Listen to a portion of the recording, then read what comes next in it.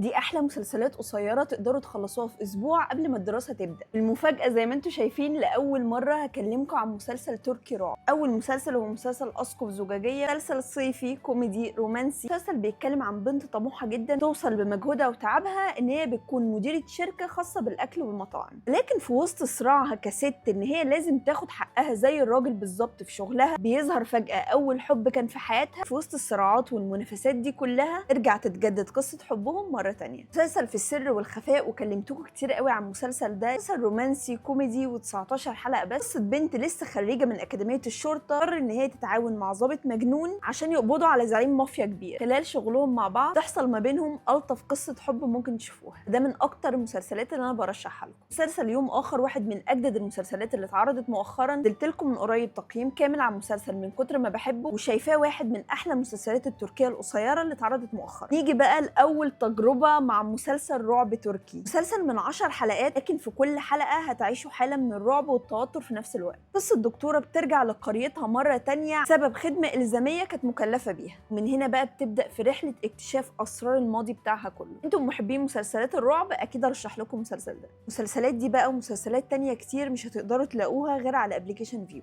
ابلكيشن فيو تقدروا تتفرجوا من خلاله على كل المسلسلات التركيه الحصريه مترجمه ومدبلجه للعربي. كل ده بقى من غير اعلانات مقابل اشتراك رمزي بسيط. ابلكيشن كمان سهل لي فكره ان اقدر اتفرج على المسلسلات التركيه دلوقتي من اي مكان. اقدر احمل اي حلقه واتفرج عليها بعد كده من غير انترنت. انا اقدر اشغل الابلكيشن على 5 اجهزه مختلفه. اعملوا تطبيق فيو وقولوا لي بقى تبداوا بانهي مسلسل فيهم.